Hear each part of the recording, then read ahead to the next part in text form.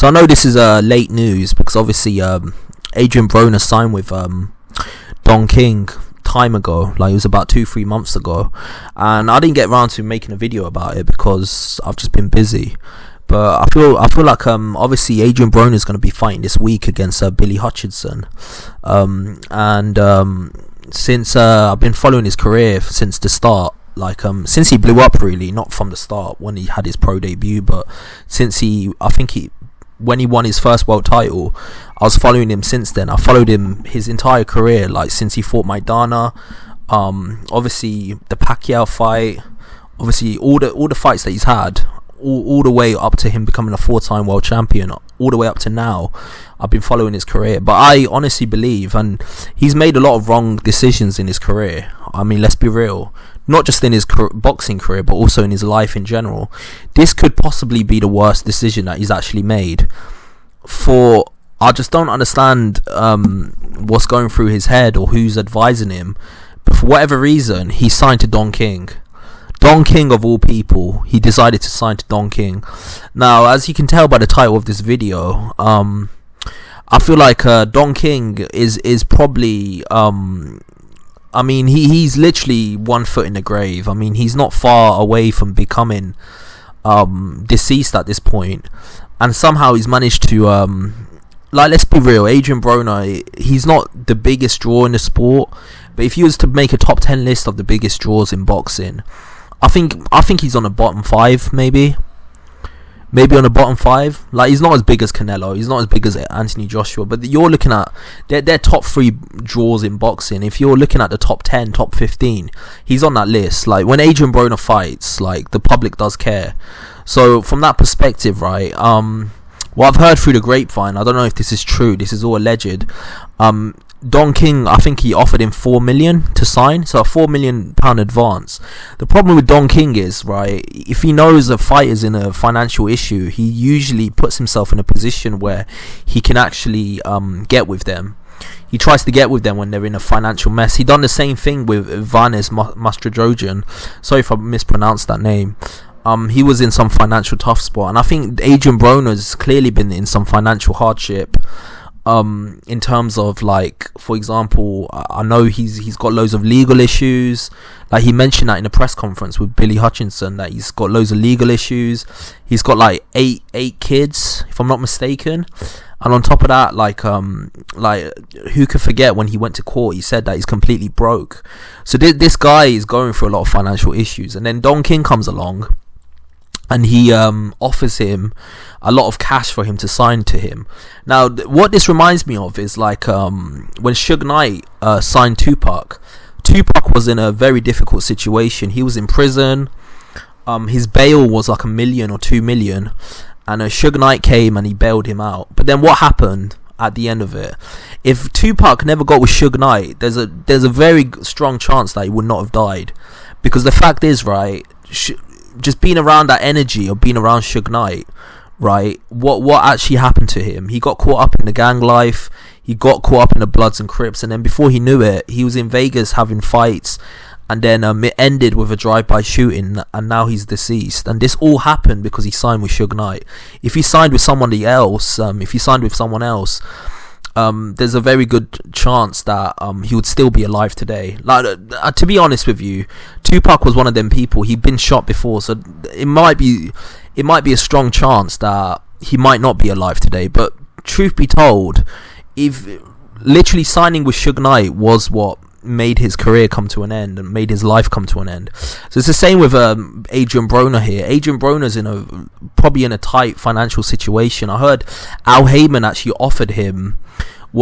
didn't offer all the cash to him up front. Now, the reason why Al Heyman used to give his money to him in increments, like on a monthly basis, was because Adrian Broner was known to blow it all. So he'll blow all of his money, and then he'll be in financial straits. So what Al Heyman used to do is he used to give him a little bit of money every day. So let's say he had a £500,000 purse, he would probably give him like probably £500 a day, £200 a day, £250 a day, £1,000 a day, £5,000 a day, just a small amount of money to keep him going, because he knows if he gives him the whole lot, he would just blow it. So This is somebody who doesn't have his finances in check, and now he's signing with Don King. Now look at Don King. Don King is a guy that's been in like countless legal situations from ex-fighters trying to say that they've been robbed by him.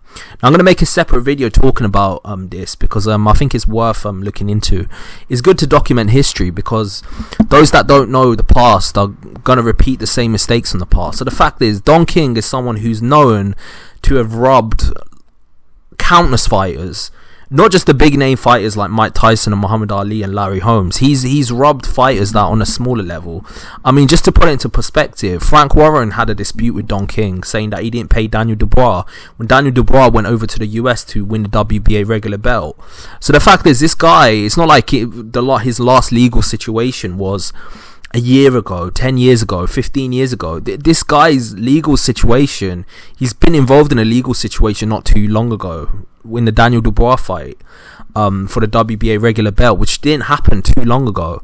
So the fact is, this guy is embroiled in legal situations when it comes to undercutting and robbing fighters. And the fact is, right, it's so well documented at this point. This is what his reputation is known for robbing fighters.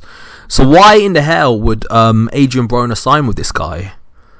Now, at the time when he was at the peak of his powers, I'm talking about the 90s and the 80s, when Don King controlled boxing, he had all the biggest names. It kind of makes sense to sign with Don King, because the reason is, even though you're going to get robbed, okay, the fact is, a lot of fighters, they generally, like, if he was in a heavyweight division, they used to say back then, if you control heavyweight boxing, you control all of boxing. And to some extent it was true back then, because heavyweight boxing was massive. When Don King had control of the heavyweight division, if he was in a position of like a Tim Witherspoon, right? Tim Witherspoon was a 2-time heavyweight champion that got robbed by Don King. Don King was in control of the commission.